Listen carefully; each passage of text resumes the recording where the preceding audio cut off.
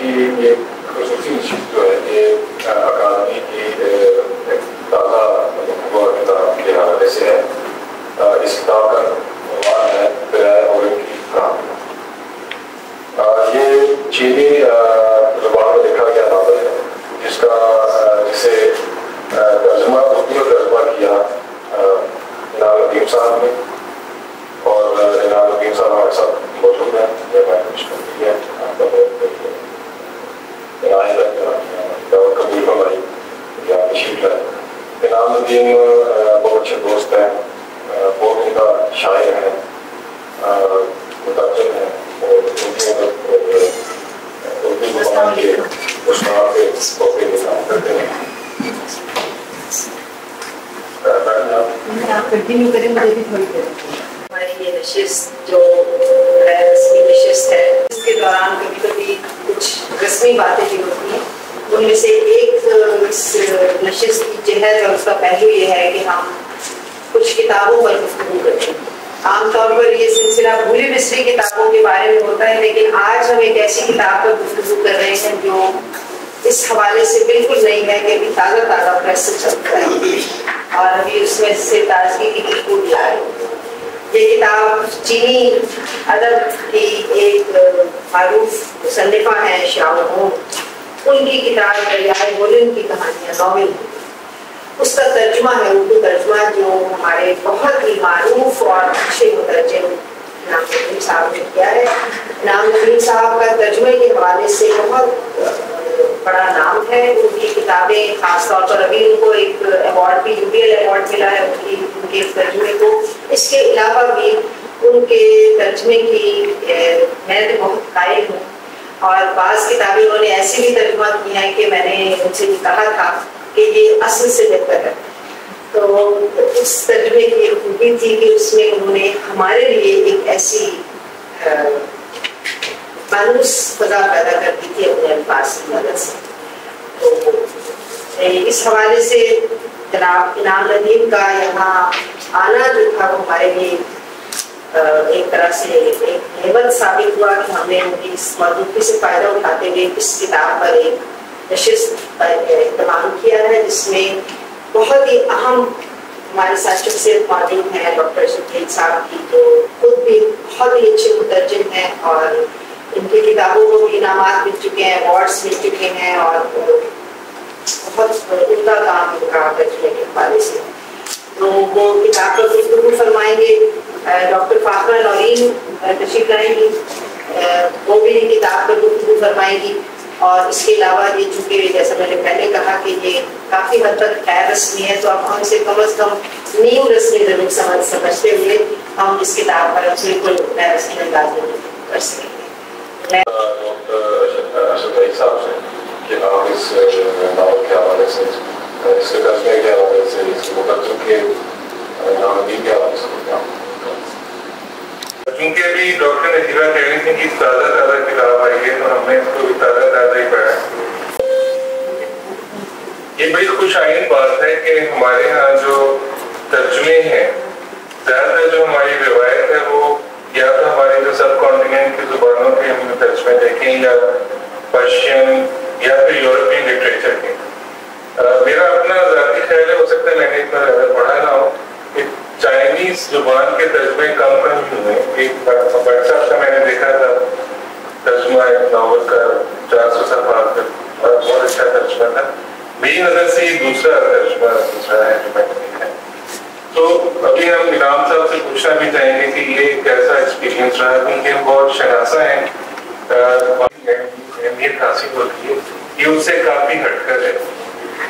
کچھ inter connected stories ہیں جو آپس میں جن کا ربط ہے بھی, اور جو اپنے طور پر ایک آزاد کہانی کے طور پر بھی اس میں آئی ہیں. اس کے بارے میں مصنفہ نے زیادہ لگتا ہے جیسے ان کا اپنا ذاتی ایکسپیرینس ہے, اور اس کو انہوں نے اس کتاب میں لانے کی کوشش کی. شروع کا جو پہلے 2-3 چیپٹرز ہیں وہ اس کی جو پورے گاؤں کی انوائرمنٹ ہے اس میں ریپیٹ بھی ہوتی ہیں, اور ناول کا اختتام بھی زیادہ تر اپنی انہی یادوں سے وہ خاص طور پر اپنے دادا کی اور فیملی کی دوسری یادیں اس کے ساتھ وہ کرتی ہیں. آگے 5 یا 6 سال میں ٹوٹل 7 चैप्टर्स हैं, उसमें भी और डिफरेंट कैरेक्टर्स भी हैं।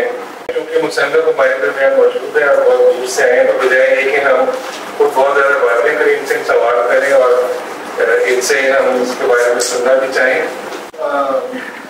अदबियात का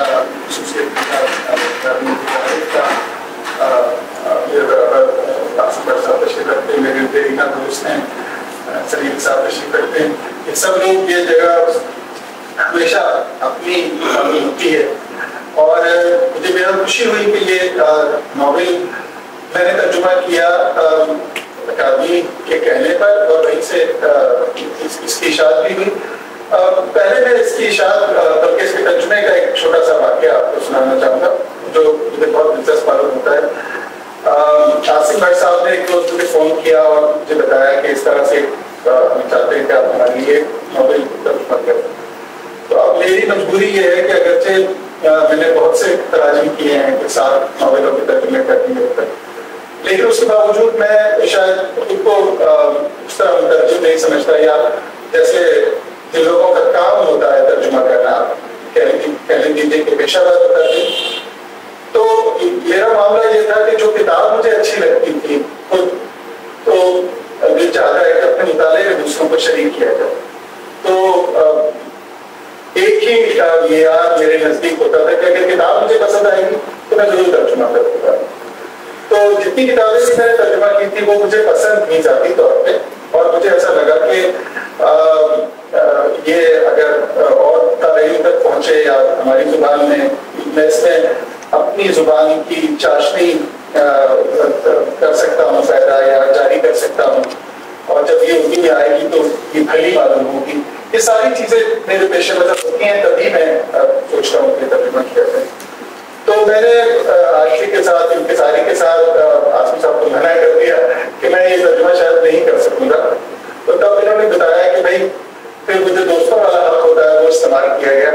आप यकीन कीजिए इस किताब को पढ़ने से पहले तक मुझे ये लगा कि कुछ दोस्ती में मन मार खा गया, और जो मैंने अपने लिए एक उसूल बनाया था आज वो टूट जाएगा, और शायद मुझे किसी ऐसी किताब का तर्जुमा करना पड़ जाए जो मुझे पसंद नहीं होगी। तो मुझे कहने दीजिए कि मैंने अब तक जितने भी नॉवेलों के तर्जुमे किए हैं उनमें ये सबसे पसंदीदा तर्जुमा है मेरा। हैरान कर दिया। मैं फिक्शन की मुझे ऐसी चार्ट लगी हुई है, अगरचे मुझ पर शायद होने की तोहमत है, लेकिन मैं फिक्शन बहुत ज्यादा पढ़ता हूँ, हमेशा से शौक रहा है। तो ये एक नॉवेल ऐसा था कि तर्जुमा करने के अलावा मैंने इसमें एक मुसन्निफा के बारे में एक मज़मून भी लिखा जो कि मेरी उसमें शामिल नहीं था तर्जुमे के प्रोजेक्ट में, सिर्फ इसलिए कि अगर ये मुझे पसंद आता तो शायद मैं इतनी मेहनत भी ना करता। उनके बारे में कई तरह की मैंने किताबें ढूंढी और मज़ामीन तलाश किए, फिर एक मज़मून लिखा, और उसके आखिर में मैंने ये लिखा, उस मज़मून की आखिरी सतरें हैं कि जिस उसलूब में ये नॉवेल लिखा गया है वो हमारे यहाँ उर्दू पढ़ने वाले और उर्दू लिखने वाले अदीबों के लिए इम्कान की एक नई सूरत हो सकती है। ये ज़माना जिस तरह के नॉवेल से हम आशना हैं वो अपनी जगह पर लाजवाब है, लेकिन ये तो एक बिल्कुल और तरह की दुनिया का दरवाजा हम पर बात करता है। और दिलचस्प बात देखिए, ये 30 की दिहाई और 40 की दिहाई की बात 30s में लिख रही थी शाहूं, और 40s में ये नॉवल छपता है। तो ये जो उसलूब जो बेहद सादा है और बच्चे की नजर से देखा गया है, और अलग अलग कहानियां हैं जो किसी एक वहदत में ऐसी एक जगह पर आकर जुड़ जाती हैं। और शायद इस नॉवल की सबसे बड़ी खूबी इसकी सादगी है। जितनी सादगी से उन्होंने उसको बयान किया है वो बेमिसाल की कहानी लिखी गई, और जो कि चीनी अदब में इस नॉवल का बड़ा दर्जा है, और ये पढ़ने से ताल्लुक रखती है ये कहानी। और जैसा कि मैंने अर्ज किया कि हमारे यहाँ लिखने का जो उसलूब है उसमें ये इम्कान की एक नई सूरत पैदा हो सकती है। तो इसके तर्जुमे की तो एक ये बात है, और नॉवेल पढ़ने से ताल्लुक रखता है। मैं इसके साथ अपने आप को फिर जोड़ लिया मैंने, और मैंने कोशिश की। देखिए तर्जुमा अब कोई ऐसी अनोखी चीज तो नहीं, आप देखते हैं कि सभी लोग तर्जुमा करते हैं। एक मेरी कोशिश थी कि शायद मैं इसके लिए कहूँ कि मैं इजाद का मुस्तहिक, तो ये थी کہ صرف کہانی کا ترجمہ میں نے نہیں کیا، میں نے پوری یعنی شعور کے ساتھ باشعور یعنی باقاعدہ شعوری کوشش کی کہ میں اس اسلوب کو بھی اس میں جاری کر سکوں جو شعور کا ہے، یعنی وہ سادگی میرے بیانیے میں بھی آ جائے، ترجمے کے بیانیے میں بھی آ جائے جو کہ مصنفہ کے ہاں ہے، ورنہ سادی لکھی ہوئی بات کو آپ گجرت طریقے سے بھی ترجمہ کر سکتے ہیں۔ سو یہ ترجمہ کرتے ہوئے میں پوری طرح سے کانشیس تھا کہ جس اسلوب میں یہ ناول لکھا گیا ہے مجھے اس اسلوب کو ڈیمیج نہیں کرنا، مجھے اسی طرح سے اس کو رکھنا ہے جیسا کہ اس کا اصل اسلوب ہمیں اس میں معلوم ہو رہا ہے۔ تو یہ ایک ایسی چیز تھی کہ جس کے لیے میں چوکنا تھا ترجمہ کرتے ہوئے، اور شاید ذرا سا قلم سنبھال کے میں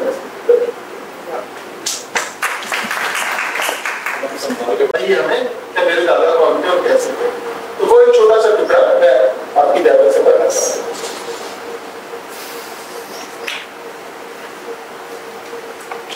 ہولن قصبہ وہاں واقع ہے جہاں میرے دادا رہتے تھے۔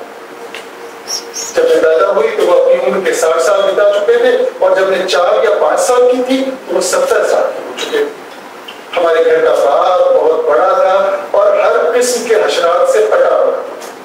اسی طرح بیان کیا ہے، لیکن اس میں جو اردو کے الفاظ آپ نے شامل کیے نا وہی ہے جو ہمارے یہاں جانے پہچانے، تو یہ بڑی خوبصورت بات لگی ہے، اور اسی لیے ہمیں ایسا لگتا ہے کہ یہ چائنیز کا ترجمہ تو ہے ہی نہیں، ہماری ہی کوئی نور ہے۔ تو ادب بھی اور امریکی ادب بھی اور لاطینی امریکہ کا ادب بھی چونکہ انگریزی سے ہی پہنچتا ہے، تو ہمارا سورس تو انگریزی ترجمہ تھا، لیکن جو اصل مطلب ہے وہ تو چینی۔ ایمبیسی کے جو کلچرل کاؤنسلر ہیں ان کے ساتھ ایک معاہدہ ہمارا ہوا ہے جس کے تحت ہر سال 10 کتابیں ترجمہ ہوں گی، 5 اردو سے چائنیز میں اور 5 چائنیز سے اردو سے۔ تو ان میں سے یہ تیسری کتاب ہے، اس سے پہلے 2 اور کتابیں ترجمہ شائع ہو چکی ہیں، وہ بتا دیجیے ذرا سے۔ یہ بھی ان کا بچوں کا ناول ہے، اور یہ کردار کا بڑا معروف کردار ہے، اس پہ کارٹون بنے ہیں وہاں پہ اس مختصر ناول کو بھی آپ کو متاثر کر رہا تھا، آپ نے کوشش کی کہ اسی اسلوب کو ڈھال لیں ترجمے پہ بھی، اگر ترجمے کی کچھ مشکلات بھی ہوتی ہیں تو آپ کو اس کا پورا ترجمہ کرتے ہوئے انگریزی سے اردو میں کہیں پہ کوئی ایسا موقع آیا یا کوئی ایسی جگہ جہاں پہ آپ کو لگا کہ آپ اس کا ترجمہ آپ کو کرتے ہوئے بہت ہی زیادہ یعنی غور و فکر سے کام لیا ہو، پھر آپ نے وہاں پہ یا کوئی چیز؟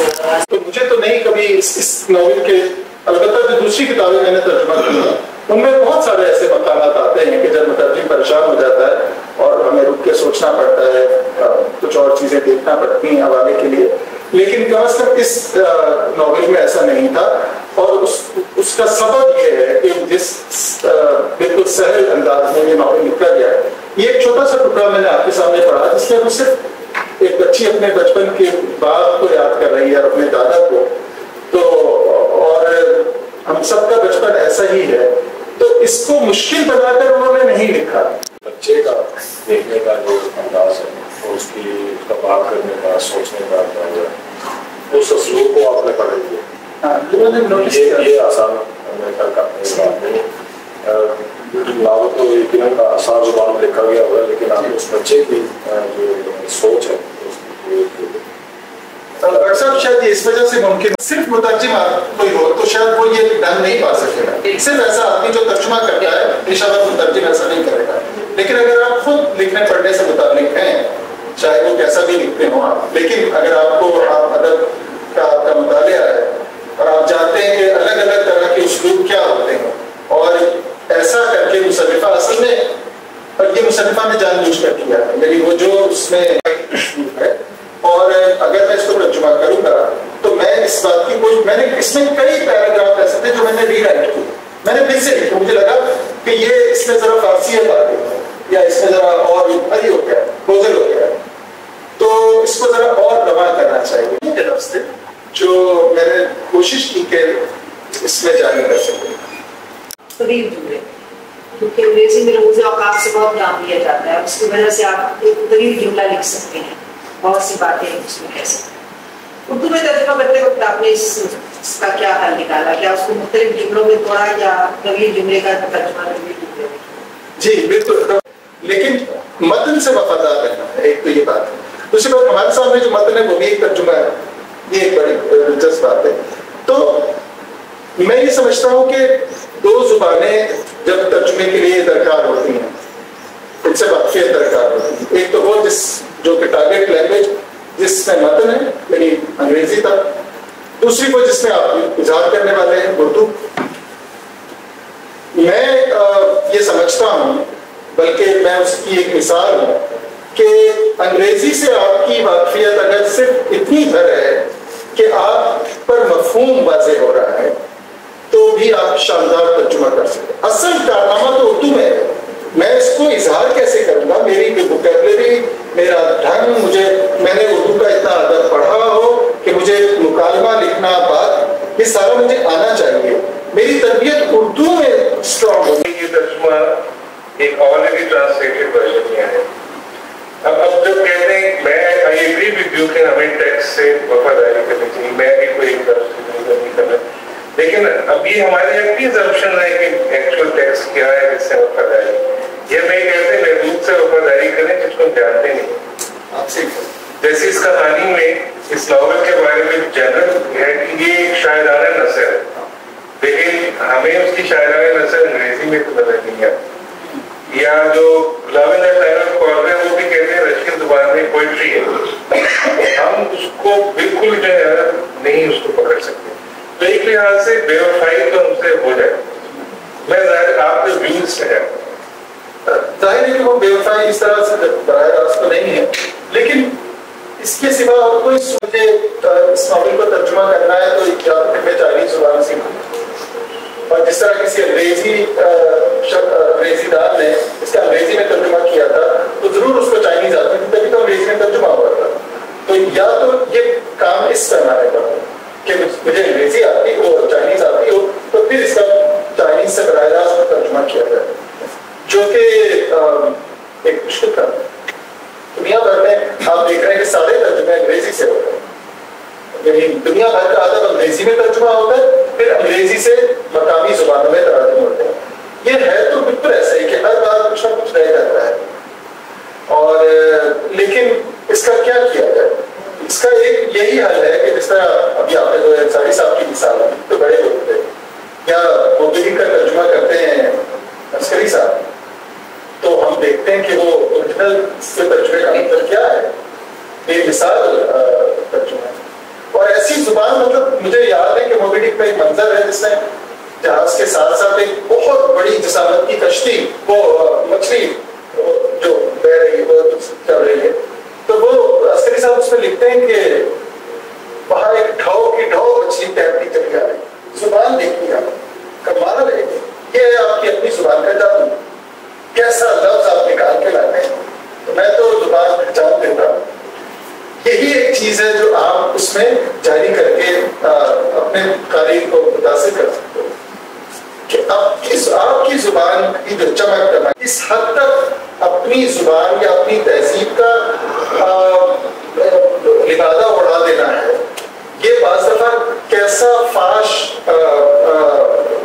या कैसी फाश गलती मालूम होता है। मैं इसकी एक मिसाल दूंगा। मुझे याद है हमारे दोस्त हमेशा हमें आता रहना भी चाहिए, आसिफ फरूकी महमूद, आसिफ एक पर्चा निकालते थे दुनिया साल, और हम चूंकि एक ही यूनिवर्सिटी में पढ़ाते थे तो दिन भर साथ ही होता था, तो आसिफ कोई पर्चा बना रहे होते थे तो मैं भी खामोश एडिटर की तरह उनके साथ असिस्टेंट की तरह मौजूद रहता था। तो आसिफ कभी कहते थे देखो ये अफसाने आए हैं, जरा पढ़कर मुझे कल बताना कैसे हैं। एक बार मुझे याद है कि एक तर्जुमा आया, ये बड़ी मजे की बात है, सुनने से ताल्लुक है, और कोई पंजाबी कहानी का तर्जुमा था। इत्तेफाक से पंजाबी कहानी मेरे पास थी और मैंने पढ़ी थी। मैंने सोचा लाओ जरा असल से मिला के देख लेते अपनी जुबान है। तो उसमें एक जगह एक लाइन थी, एक सत्र थी कि फिर मेरा चाचा आ गया, ये पंजाबी में। तर्जुमा निगार ने लिखा था फिर मेरे चाचा जान आ गए। अब आप देखिए कि खराब तर्जुमे की मिसाल क्या है। उन्होंने चाचा जान को पजामा भी पहना दिया, टोपी भी सर पे पहना दी, पान भी उनके हाथ में दे दिया। चाचा हुजूर आ गए, शुक्र है, चाचा जान करके भी تو خراب یہ ہے وہ غلطی جس کی طرف آپ نے کہا کہ جب ہم ترجمے کو ترجمہ لگنا چاہیے. پھر میرے چچا آ گئے, پھر میرا چاچا آ گیا, اردو میں یہ جاری ہے, یہ سب ہم دیکھتے ہیں اس طرح. تو یہ جو خرابی ہے, یا مجھے یاد ہے سب کچھ بدل گیا آپ نے, مجھے یاد ہے کہ یا پھر محاورے کی خرابی ہے. اردو کا ایک ترجمہ آصف صاحب نے ہی مجھے دکھایا اور مجھے کہا کہ یہ ایک صاحب ہے نئے مترجم ہیں, انہوں نے پنجابی ناول سے ترجمہ کیا. اس میں ایک سطر تھی, یہ تم نے کیا شور ڈالا ہوا ہے. اب یہ تھا اسے کی رولا پایا. اب شور ڈالا ہوا ہے یہ کون سی, یہ جب آپ زبان نہیں جانتے تب آپ ایسا ترجمہ کرتے ہیں, چونکہ آپ لفظ کا ترجمہ کرتے ہیں. رولا پایا ہوا ہے, شور ڈالا ہوا ہے, گویا کسی چیز میں لفافے میں ڈالا جا رہا ہے. یہ جو خرابی ہے یہ آپ کو پتہ ہونی چاہیے کہ زبان سے اتنی واقفیت تو ہونی چاہیے تو ترجمے کو ترجمہ لگے ضرور. یہ ناول بھی ہم کو پڑھتے ہوئے پتہ چلتا ہے کہ یہ مقامی نہیں ہے. ایسی بے شمار تفصیل ہے. تنکوں کی ٹوپی ہمارے یہاں کوئی نہیں کرتا, وہ اچھی بتا رہی کہ وہ ایک بڑی سی تنکوں کی ٹوپی پہنتے تھے. یہ ساری چیزیں ضرور ہیں, لیکن اس کا یہ مطلب کبھی بھی نہیں ہونا چاہیے کہ اس کے اندر جو بڑی بڑی خامیاں ہیں ہم اس کو. میں نے ایسے بھی ترجمے دیکھے ڈاکٹر صاحبہ کہ جس میں کرداروں کے نام تک بدل دیے, یعنی مقامی نام رکھتے ہیں. شی اور ریٹرن آف شی, عذرا کی واپسی. اب چونکہ شی کا ترجمہ ممکن نہیں ہو رہا تھا کہ وہ کر کے ٹیٹر نہیں بتا تو عذرا ہی نام رکھ دیتے. یہ تو نہیں کرنا کر سکتے. عذرا اور عذرا کی واپسی تو مشہور ناول ہے. تو یہ ایک ایسی چیز ہے. میں نے بہت پہلے ایک ترجمہ پڑھا تھا, اپنا نام نہیں لے رہا, بہت معلوم ترجمہ کو بہت طرح کا.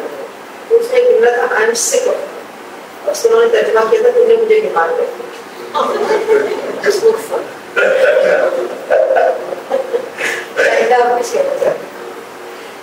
شاہدہ کا تعلق مصر سے ہے اور ان کے یہاں سے اسلامک یونیورسٹی سے ایڈمٹ کیا ہے.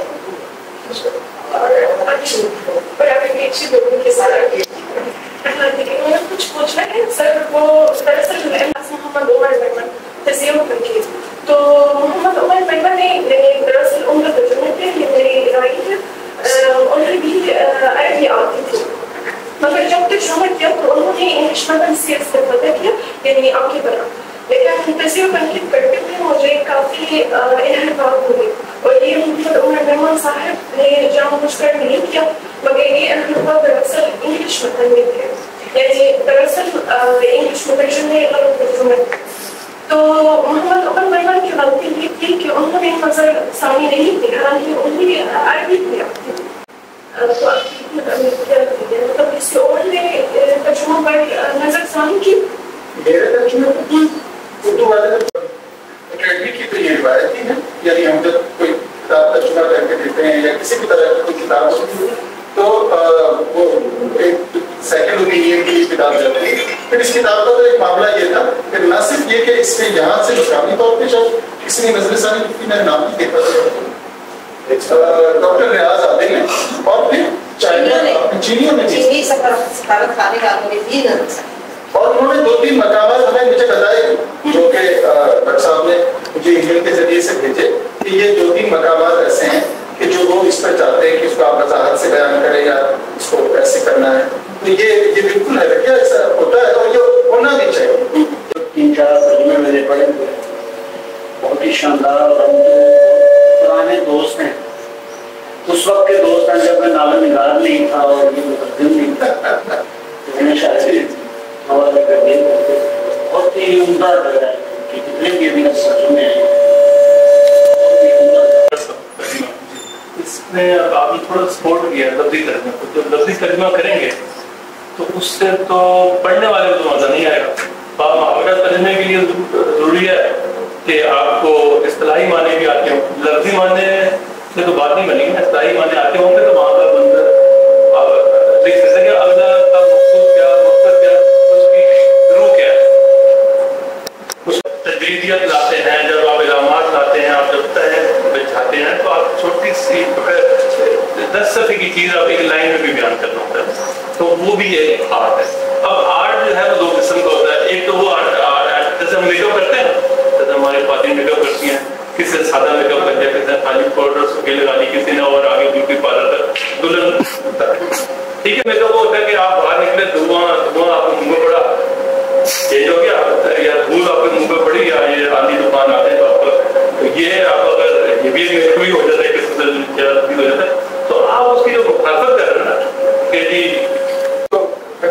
कितने सवाल थे आपके जो मुझे याद है, ठीक है, मेरा आपका बिल्कुल चौपट याद नहीं रहती चीजें, तो आप याद करो उसके लिए सिलाई मानो का आना। जी जी, एक तो आपने कहा कि लफ्ज़ी तर्जुमे की आप हिमायत कर रहे हैं, आपने ये कहा शायद आपको शायद मेरी किसी बात से मुगालता होगा। एक लफ्ज़ी तर्जुमे का मतलब मक्खी पे मक्खी मारना नहीं, यानी अगर ये लिखा हुआ है कि जी तुम्हें देखकर मेरा दिल बाग बाग हो गया, तो मुझे कोई अंग्रेजी वाले, अगर अंग्रेजी में मैं तर्जुमा कर रहा हूँ तो मुझे उसको गार्डन करने की जरूरत नहीं है।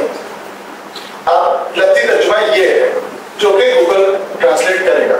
अगर आप उसको कहेंगे कि मेरा दिल बाग बाग हो गया तो माय हार्ट, नहीं सर, ये तो बहुत ही नहीं, मतलब ये लफ्ज़ी तर्जुमा जो कह रहे हैं मक्खी पे मक्खी मारना, लफ्ज़ी तर्जुमे की जिस हद तक मैं हिमायत कर रहा हूँ वो मतन से वफादारी की जो बात है, आप शायद उसी की तरफ इशारा कर रहे हैं, उसको लफ्ज़ी तर्जुमे का आप थोड़ी डैमेज हो रही। हाँ, प्रॉब्लम ये है कि जब आप और मुहावरा, इससे बड़ी खूबसूरत चीज तो जुबान में कोई है ही नहीं। यानी जुबान, जिस मैंने कहा कि मैं जुबान पर जान देता हूँ, तो क्या है वो चीज जिस पर आपको जिसकी जगमगाहट मालूम हो, वो मुहावरा और रोजमर्रा ही तो है, जुबान का झटकारा जिसको आप कहते हैं। बात ये कि वो किस कीमत पे किया जाए। ये जो मुहावरा जारी कर रहे हैं आप, अपनी जुबान का लुत्फ उसमें पैदा करने की कोशिश कर रहे हैं, जिसको मैं जुबान का छटकारा कह रहा हूँ, वो किस कीमत पर करूं मैं? वो क्या अगर इस कीमत पे करूं कि मुझे ये लफ्ज यहाँ पर ये मुहावरा लाना है और ये असल में राइटर का मंशा नहीं था, ये बात ये है वो मुखालफत। मैं ये कहता हूँ कि आप कोई ऐसी चीज उसमें नहीं, आपको बात हासिल नहीं है जो कि असल में मुसन्निफ का मंशा नहीं।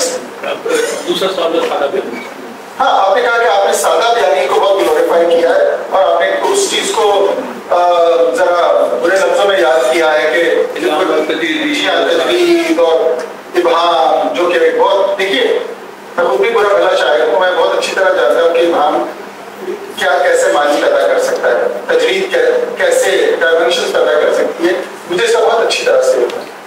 बात यह है, मैंने ये कहा था कि ये इम्कान की एक सूरत है, ये वाला उस्लूब की, जो हमारे यहाँ बहुत खाल खाल नजर आता है।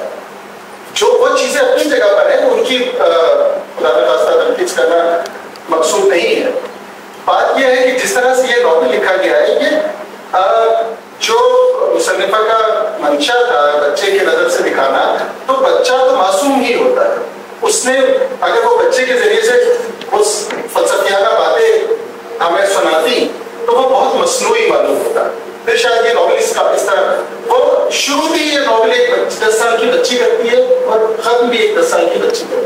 पूरे नॉवेल का नरेशन जो है वो एक 10 साल की बच्ची का है। तो ये सादगी इस वजह से है, इन मुसन्निफा ने और भी बहुत कुछ लिखा होगा, मुझे लगता है कि वो शायद इस तरह का उसका उस्लूब नहीं होगा। तंबीरी का मतलब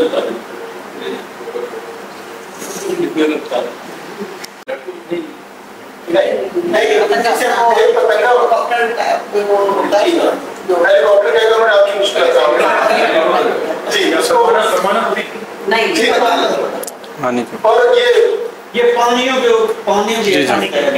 ये लफ्ज जो है, अगरचे मैं इसको पंजाबी लफ्ज समझता था क्योंकि मैं खुद पंजाबी हूँ, तो मुझे लगा ये पंजाबी का लफ्ज है, लेकिन मेरी खालिस उर्दू जुबान का लफ्ज है और मैंने ये फरंगे असफिया में देखा था, उसके बाद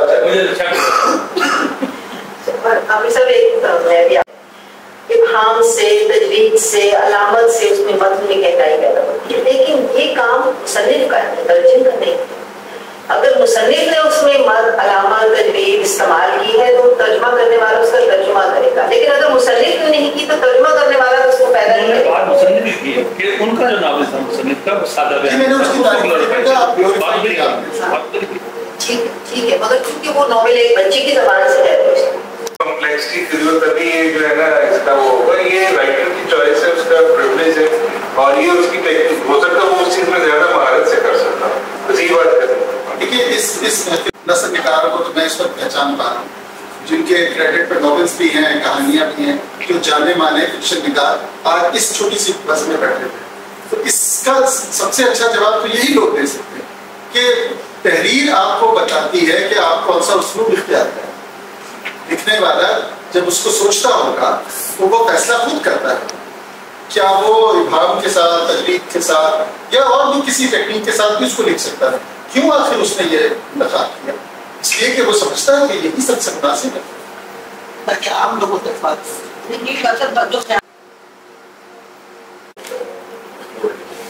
आपने जो बात की ना लफ्ज़ी तर्जमा और बावादा तर्जमा और इसमें अच्छे तर्जमे, मेरा ख्याल है कि जो अच्छा तर्जमा है वो व्यापक लफ्ज़ी भी होते हैं और बावादा लफ्ज़ी इस सेंस में कि उसमें उस रूह को, उस तस्वीर को चाहे जितना भी अजनबी हो, खुदरा हो, उसको उसने अपने आपकी अपनी जुबान में उसको डाला।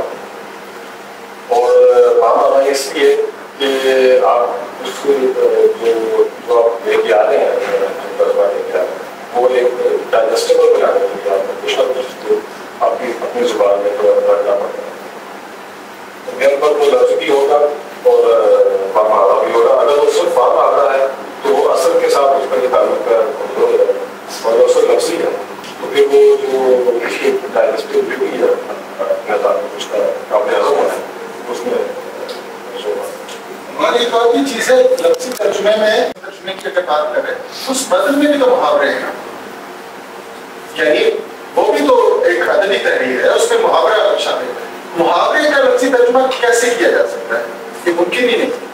वो तो एक मज़े का खेस सूरत जी हाँ, वो फिर यही वाली बात। तो आप जब पढ़ रहे हैं, आप अंग्रेजी में पढ़ते हैं, आप अंग्रेजी में देख रहे हैं कि उसने ये अंग्रेजी मुहावरा इस्तेमाल किया है, तो आप कहते हैं आप उसके मुकाबले में फिर अपनी जुबान की तरफ आते हैं कि मैं इसको कैसे, जैसे टू रोज पीटर टू पे ऑन, इसका तर्जुमा ये क्या गया कि कायदा तकरीब रुनुमाई हम फौरी तौर पर नहीं कर सके, इसके लिए हमारे लंबे प्लान्स हैं।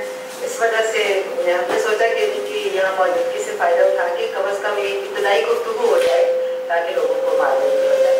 और आपके भी तशरीफ़ लाने का बहुत बहुत शुक्रिया, और आप सबके आने का बहुत शुक्रिया।